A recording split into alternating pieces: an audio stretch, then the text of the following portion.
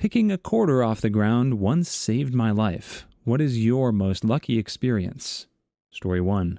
When I was a kid, one of my best friends was the older couple next door's granddaughter. Her parents were divorced, and her mom lived in another state, so she would come stay with her grandparents. Her dad was a deadbeat all summer, every summer.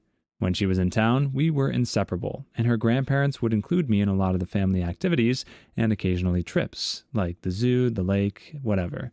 And my parents were always fine with it. One year, when we were probably 8 or 9, they invited me to go camping with them for a weekend late in the summer. When I asked my parents, my dad said, "Hell no." I was really disappointed. He wouldn't give a reason why I wasn't allowed to go camping with my friend and her grandparents, other than, "I just don't want you to." I spent that weekend bummed out and playing by myself, wishing I were camping with my friend. 2 to 3 weeks after they got back from their camping trip, our neighbor, the grandfather, came down with some weird symptoms that resembled pneumonia. He was hospitalized, and they found a weird, extremely dangerous mold in one of his lungs. He had to have a lobe of one of his lungs removed and was sick for quite a while. They later determined that the source of the mold was his sleeping bag from the camping trip. I could have easily ended up with that sleeping bag on the trip, and probably would have suffered the same fate, or passed away since I was so young. The neighbor was an athletic, healthy 52-year-old man. After we learned of our neighbor's illness, my dad just looked at me and said, "That's why I didn't want you to go. I had a really bad feeling about it." He has weird premonitions and gut feelings like that frequently, but that was by far one of the luckiest. Oh, and the neighbor passed away 10 years after that from lung problems caused by his illness. R.I.P. Glenn, I'll always remember you as an extra grandpa. Story 2. I was being very stupid, yes, I know. Drunk with friends on a warehouse roof at night, and a race with a buddy of mine. It was a huge roof, like Walmart parking lot sized, and it's pitch black out. I win the race because he drops out and starts yelling about it. I think he's yelling because he's lost. All of a sudden, I go from top speed to 0 because I smashed into a steel wall somehow. I'm in too much pain to realize what's happened, so after a bit of yelling and tears, my forebrain kicks back in, and I realize I'm on the floor. I had snagged a foot on a low pipe and had gone instantly 90 degrees into the ground. Nothing broken, but some bruised ribs and some bloody abrasions on my arms. I was more embarrassed than anything else. So I get up and sheepishly go back to my friends, one of whom is obviously the guy who lost the race. He's like, "Dude, look where you fell. Why didn't you stop?" I was yelling like crazy. And of course I'm like, yeah, I know. I didn't see that pipe, man. It's really dark out here. Who puts pipes on a roof anyways? He says, "No freaking poop, man. Look," and points at where I fell. The pipe was about 10 feet from the edge of the roof. If I hadn't tripped on it, I would have done a Carl Lewis right off into oblivion. 5 stories down into the parking lot, aka my grave. Felt the cold fingers of the Reaper that night, but serial Pharrell'd my butt out of there. Not today, motherfricker. Story 3. I have a couple. Once while driving home after camping, it was me, my buddy in the front, and who is now with my girlfriend, might have been at the time, I don't remember, napping in the back. I wasn't paying 100% attention to the road since we were playing the alphabet game. Suddenly, I see the cars in front of me stopped. At this point, I didn't have the time to stop, so I slam on my brakes and swerve to the left. I was in the left lane at the time, onto the shoulder, but lose control of the car and get into the median, which is a big field of grass, a fence, then more grass, then oncoming traffic. I get up to the fence and swerve in the opposite direction, still slowing down and still not having control, and go through 4 lanes of traffic, which somehow were all stopped, and there was a big gap in front of the cars for me to get through to the other shoulder. Swerve again and spin out in the middle lanes.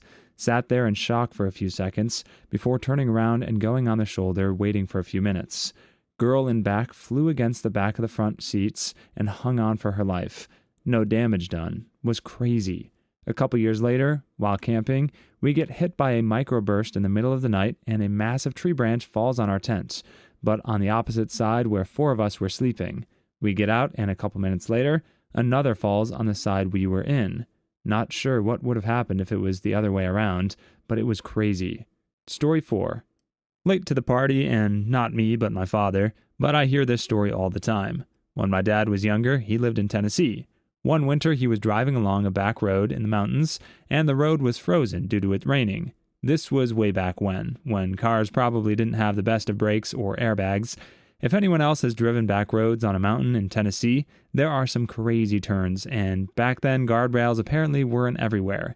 His car ends up slipping off of the road and sliding, rolling down the mountain, finally coming to a stop when it hits a tree.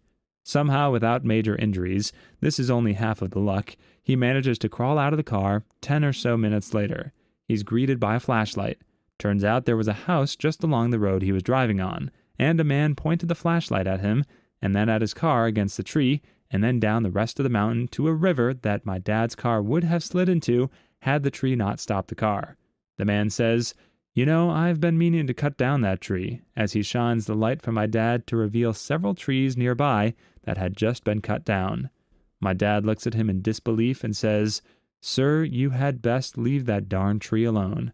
And then I assume the man helped my dad get in touch with someone to pick him up, and eventually they moved the car. I don't know the rest of the story after my dad's lines, to be honest. Story 5.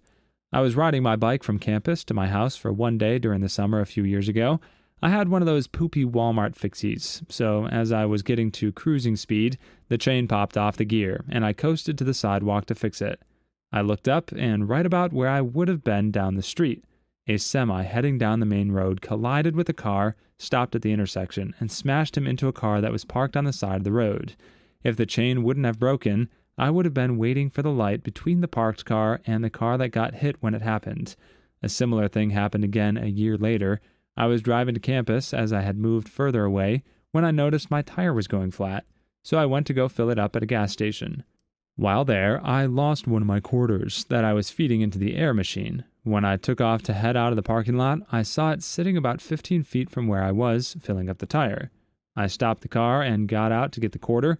I was a broke college student, don't judge, and when I turned around, a car careened into a guy stopped at the intersection of the road I was about to pull into. If I hadn't stopped to pick up my quarter, I would have been at that intersection right in the final resting place of both the cars. Story 6. I also had a lucky life-saving kind of experience. I was getting a shot when I was about 13. I'm very needle phobic, but this was my first time passing out. I left the clinic and was walking to the car with my sister and her boyfriend while my mom paid inside.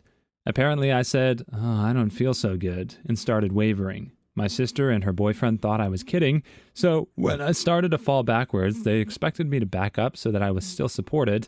I did not. I fell straight down.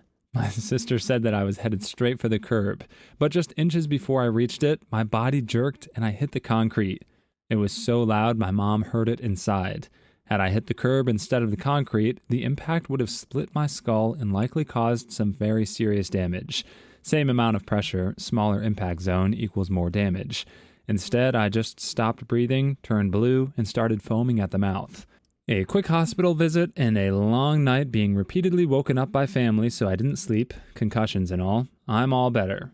All thanks to that random swerve, which probably prevented me from serious brain damage. Too long didn't read. Sometimes concussions are okay. Story 7. I don't know if anyone but myself would call this lucky. I once got stabbed in the eye with a screwdriver, which was purely accidental, by the way. I was letting this guy help me change out some wheels on a pushcart at a restaurant I used to work at. He was a little slow, and I felt bad because no one would let him do anything other than wash dishes and take out trash.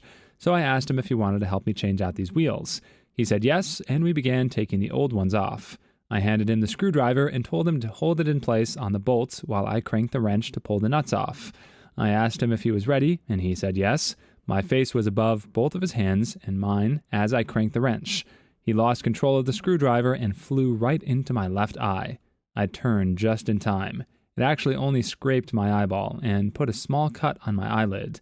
I'm missing 3 or 4 eyelashes on my upper eyelid in my left eye, right by my nose. Other than the occasional sharp pain in my eye, I have no ill effects from it. I didn't even go to the hospital. I didn't think the injury was that bad, and I didn't want him to get into trouble. I told them something ricocheted into my eye and caught my eyelid. Story 8. I used to work for an arcade. We were renovating the shop, so we had to truck all the machines to a storage location. Anyway, the trucks had one of those electrical lowering tailgates, and we also used those 1 meter squared sheets of metal, about 3 millimeters thick, to use as ramps to help the machines roll onto the tailgate from the road. As we were lowering the machine off the truck, we had 2 or 3 people holding the machine steady so they didn't fall off. As the tailgate was being lowered, someone had rested the metal plate against the truck vertically, but was right under the tailgate edge. I noticed the plate just as the tailgate touched it, so I quickly tried to pull it out of the way with one hand, as I was still holding the machine with the other. But it was already being squished against the road and was too jammed for one-handed swipe.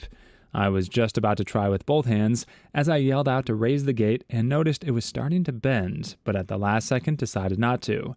Just then, it shot out and flung across the road like a giant razor blade being shot out of a cannon. I would have lost my hand had I not stopped 1 second before.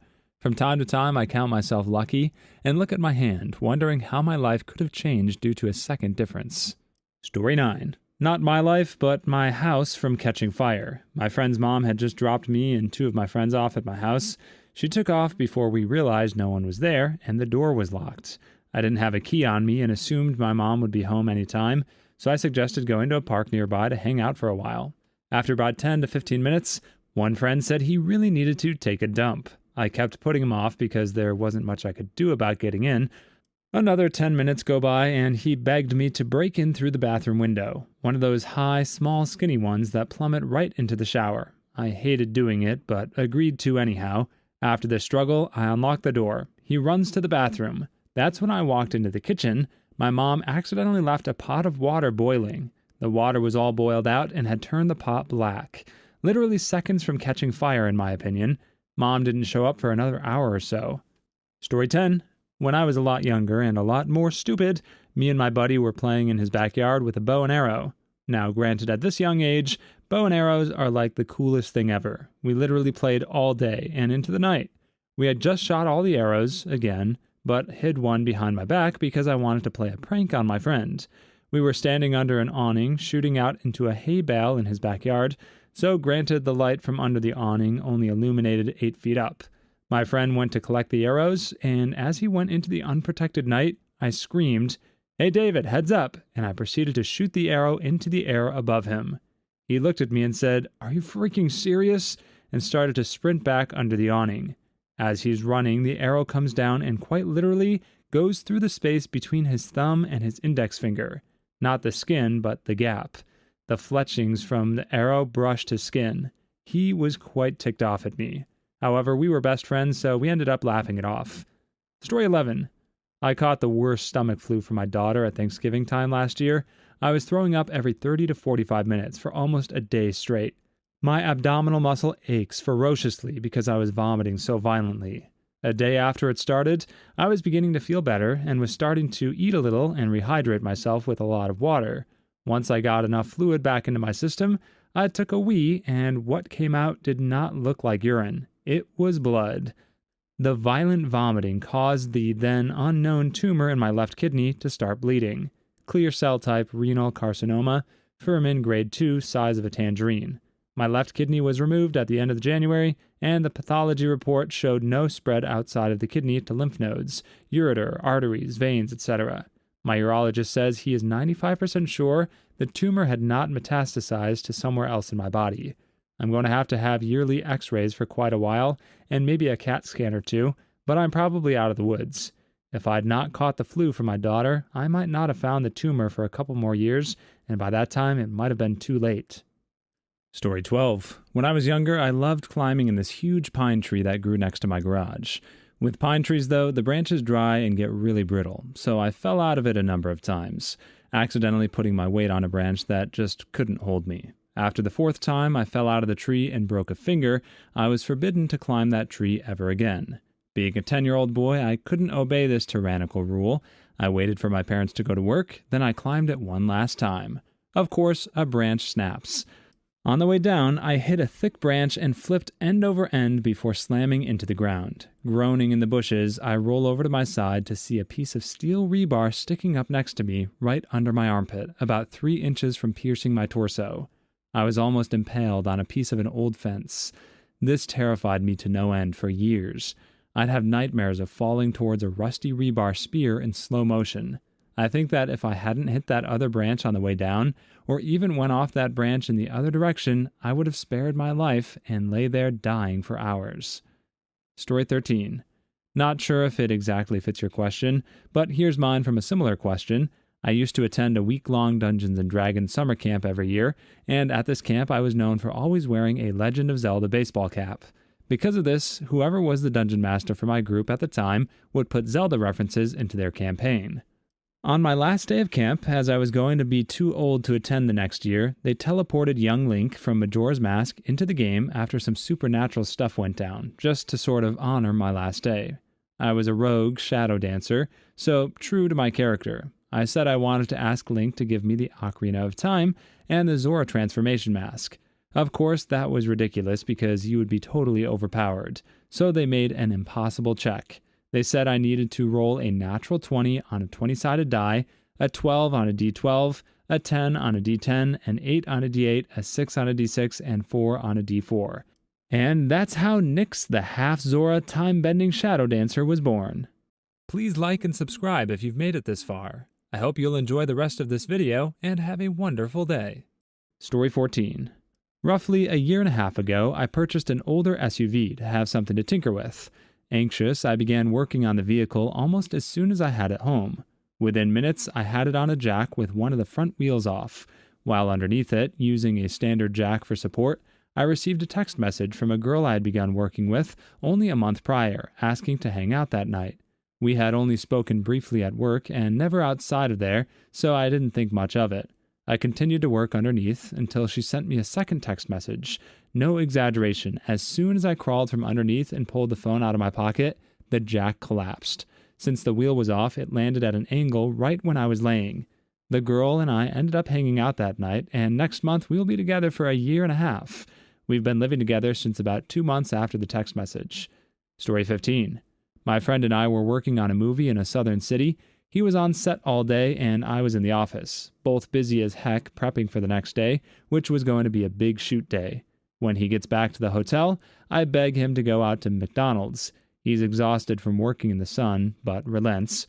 We're downtown, so we start driving around looking for a McDonald's. They're supposed to be everywhere, right? After going up and down a few blocks, I finally see a McDonald's sign a block over. But I'm in the wrong lane for a turn and go up another few blocks. I'm zoned in on those sweet golden arches and don't notice the police blaring sirens down the side streets heading the same way as us. Right as I'm about to turn in, cops converge and jump out of their cars. Guns drawn, 3 guys come out, 2 run to the back, 1 lifts a gun and shoots at the cops. Glass sprayed off the windshield. They returned fire. I'd love to tell you more, but I drove the heck away from there. Missed being in a shootout by 1 minute. Story 16. If we were talking about near-death experiences, I've got a lucky experience. When I was 12 or so, I was riding a horse during a competition. I'd been killing it all day and was getting a bunch of blue ribbons. I guess I was running on adrenaline. For a particular race, I had to ride my horse, get off my horse, get someone, and mount my horse again and ride past the finish line.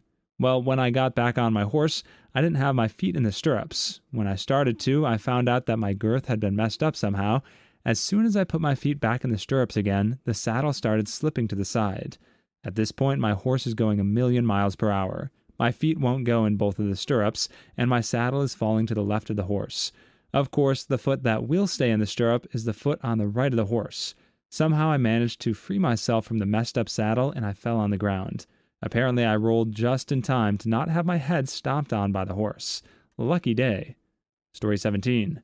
When I was about 6 or 7 years old, I took the bus home from school like I usually did, and eventually it stopped at my normal stop right by my house.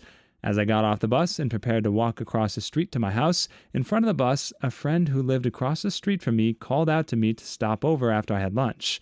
It was that moment of hesitation that would save my life. As I turned to pass in front of the bus, no more than 2 feet away from crossing the double yellow lines, a black sports car ignored the flashing red lights, passed the bus on the left, and sped by, almost blindsiding me. I remember being in a state of shock as the car rushed by me, almost close enough to touch it if I wanted. I don't remember much other than my dad running outside along with a few of the other neighbors, hollering and making sure I was okay. Apparently they found the guy and he was arrested. That's only 1 of 4 times I almost passed away in a horrific fashion. Good thing I'm not easily traumatized. Story 18. I was working on a high-rise construction project in Florida as a carpenter for a concrete company. The outside of the building shell had a 3/8 wire rope connected horizontally to stanchions that you hook your harness to as a fall protection measure. I had just come back from lunch and went back to work on the 12th floor.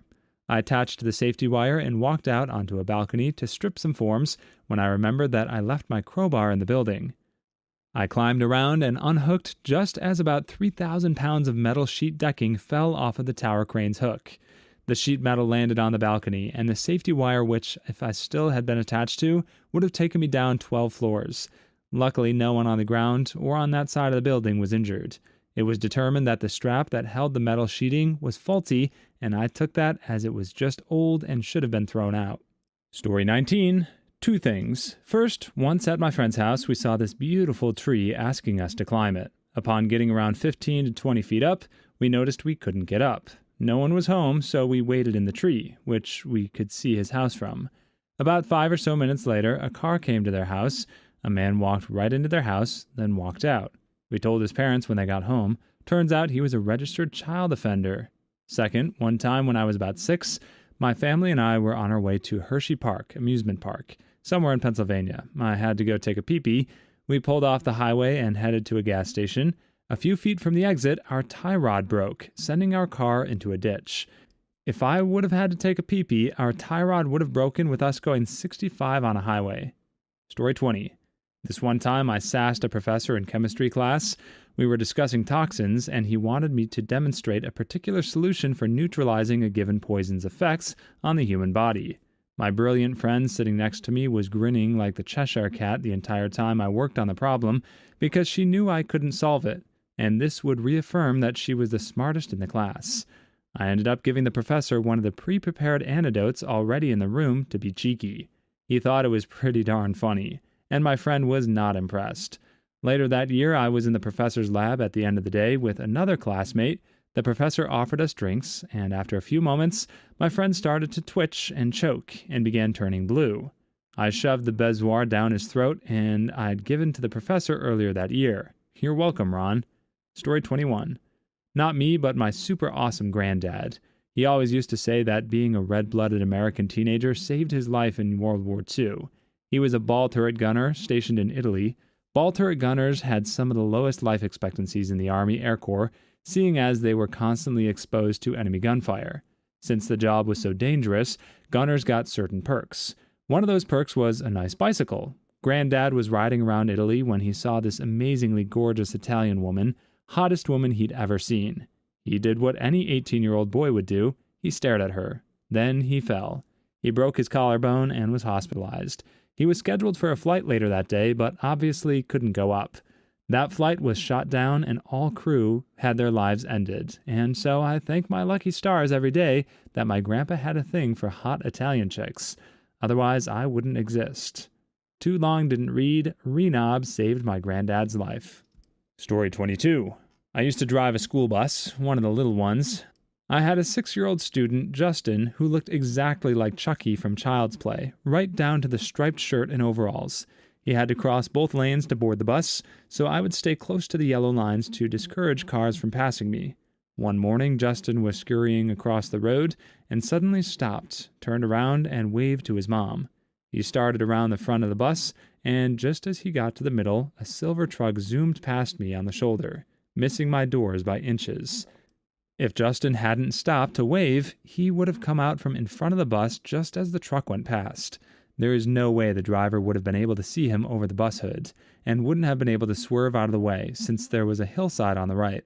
Stopping to wave to his mom saved Justin's life that day. Story 23. My friend talked me into buying Fable 2 the day it came out. Having never played the series before and not having any interest in it prior to then, I almost said no to buying it, but I did anyway and got so hooked that I didn't want to shut it off. I was planning on walking to a plaza next to my apartment complex for dinner that night, so dinner time gets here, and as I was about to go, the time I originally planned, I decided to just play one more quest in the game. After I finish the quest, I walk outside and get to the plaza where it's filled with cop cars. Turns out the restaurant I was going to get my food from was robbed while I played that extra mission, and I would have been there right when it happened if I turned the game off and went there when I originally planned to. I always wonder what would have happened to me if I had been there when that went down. I definitely lucked out. Story 24. Once when I was at the beach, happily swimming like any regular kid, a $20 bill hit me in the face. Now for some reason I had my mouth open, so a soaking wet $20 bill basically just tried to murder me. I opened my mouth, get it out, and freak out. To go showed my parents. Now remember, I was something like 7 years old at the time, so $20 was like winning the lottery. My parents tell me they'll hold on to it, and I go back to play in the water when the unbelievable happens. Another $20 floated by me, this one deciding not to jump down my throat. To this day, I'm convinced there was a bank heist somewhere in the area, and little Cheese in flight happened to cash in. Story 25. I was driving to a cabin with my mom last summer when we noticed a pack of wolves in the middle of the dirt road we were on. There was forest on either side of us, so we couldn't go around until they moved. We sat there for at least half an hour as they walked up to the car and stared at us. Coolest experience I think I had last year. Once they decided to go back into the woods, we continued driving. Once on the highway, we got stuck in a poop ton of traffic and started resenting the wolves. Turns out 20 minutes earlier, there was a 10-car pileup involving an oil tanker and an explosion. Chances are we could have been involved if not for the wolves. Story 26. When I was in high school, I was supposed to go out to my family's lake house for the weekend, and my mom ended up getting food poisoning and we couldn't go. My boyfriend was having a party that night, and I decided to just drive over there and ended up walking in on him cheating on me. The lucky part is I was so in love with this guy, I probably would have married him right after graduation and been the wife of a drug-addicted butthole that has spent more time in jail than out since then. Too long didn't read, my mom's explosive diarrhea saved me from marrying a meth head with no teeth. Story 27. When I was 9, our air conditioning system broke, so a friend of my mom, who is also a police detective, came to look at it. As he was walking to the front yard to leave, I called out to him, "Helmer, wait." He stopped and turned around to see what I wanted, and just as he did, I forgot what I was going to say. Just then, tires screech, and a Trans Am comes careening around the corner and slams into his unmarked cruiser. Seriously, doing 40 miles per hour at impact. He draws his weapon and yells, "Freeze, mofo!" He would have almost certainly been between the cars if I had not said something. Story 28. I work at a car wash, and one of the Mexicans, also drunk, that worked there was messing around in a BMW and hit the clutch instead of the brake. The Beamer came flying into the tunnel where we scrubbed the cars before they went through the automated wash and smashed into the back of the Jeep we were prepping, pushing it through the entire tunnel, through the scrubby noodles and all. Not 15 seconds before this all went down, I was in the front of the Jeep scrubbing the bugs off. Beamer was totaled, over $10,000 in damage. I could have passed away so easily if it had happened 15 seconds earlier. Story 29. I was visiting some of my extended family in Chile quite a few years ago. My great-aunt owned a ranch out there and had some horses that she recently bought there.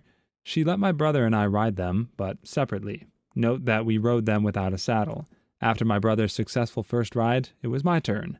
I don't remember what I did or what happened to cause it, but the horse started galloping really fast. I panicked and jumped off the horse. I somehow landed in a pile of hay, unharmed. I figured I should have at least some broken bones if I landed on the ground. Story 30. It was my last day of high school, and I had prom later that day. I had forgotten to return a history book earlier that day, and if I didn't return it by the end of the day, I wouldn't be able to walk across the stage for graduation. I was in a hurry to drop off the book and get to my hair appointment on time. It was raining hard, so I made a run for the door. Just as I got to it, I saw through the reflection of the glass on the door a huge flash, felt the ground shake, and turned to see the sidewalk cracked in half. I barely missed getting hit by lightning. Now I am terrified of walking outside during thunderstorms. Story 31. I used to live in Christchurch, New Zealand. One day, my girlfriend and I were having lunch in the city. We got some fried rice. $2 rice is awesome. We forget to buy a drink, so after we finish our meal, we line up to get a Coke. But because it was lunchtime, it was really filling up. So we decided to leave the shop and get a drink elsewhere. We leave the store, walk outside, when a massive earthquake hits. The shop front where we were falls in on itself. 30 seconds earlier, we would have been in trouble. Story 32. I have stress-induced hallucinations, which I take medications for, and one night I didn't want to take them because they made me feel weird. So as I fell asleep, my hallucinations had me following them outside, half awake. I woke up the next morning on the town's golf course. When I got home, I found that a jet engine had fallen through my roof and would have crushed me in my bed. They couldn't find the plane that it fell off of, and the serial code was burnt off, but the FAA put us in a hotel until our house was fixed. We're not really supposed to talk about it. Story 33. A couple years ago, I was in mandatory military training in my country. I'm in South America. We were training in how to use grenades. Everyone did it right, pull the pin, throw the grenade into a ravine, and get under cover. Everyone but one idiot who, instead of throwing the grenade towards the ravine, threw the grenade upwards, above his head. He endangered us, our instructors, and his own life. Everyone freaked out and tried to take cover. Luckily for us, a gust of wind moved the grenade and threw it into the ravine, and it exploded safely. Story 34. This exact thing happened to me. I went to get my driver's license with 2 other friends, and I was told I needed another copy of my ID. When we came back after getting it, I accidentally dropped a worthless 10 Mexican cents coin, and then a friend stopped to pick it up, and we all stopped. That exact moment, we heard tires screeching, and a car crashed right in front of us. You don't realize how close it was until some minutes later. We couldn't do anything but laugh and keep the coin. My friend still has it. Story 35. When I was 7, I was exiting the back of my mom's minivan. As I was stepping out, I reached back to slam the car door without looking. However, as I was sliding the door, I decided to close it gently because my mom gets poopy when I make loud noises. Turning around, I see my 78-year-old grandmother's head wedged right between the car frame and door as she was stepping out. I had completely forgotten that she was behind me, and I almost demolished her skull. I still cringe every time I think about that day. Story 36. I think this happened in 9th grade. I was just laying on my bed using my laptop. I had been like that for hours, and suddenly I decided I'm hungry and went to grab a snack from the kitchen. When I'm in the kitchen, I hear a loud crash, and I run back into my room. My ceiling fan had fallen right where my head had been a minute ago. My cat had also been on the bed, but thankfully she was far enough away that it didn't hit her, although it certainly freaked her out. So I'm alive, but I now have a healthy fear of ceiling fans. Story 37. I was supposed to go to a trade show in New Orleans for work. We'd done a lot of traveling that summer, and a few weeks before, my boss decided we should skip it. My return ticket was for the evening of August 28th, 2005, just as Katrina started to hit. I might have made it out of there, but who knows. Afterwards, I watched on the news all the damage the Hyatt Regency, where I was supposed to stay, received, and was never so happy to have had a business trip canceled. Please leave your stories in the comments. I'd love to make a video of them in the future. Also, don't forget to like and subscribe.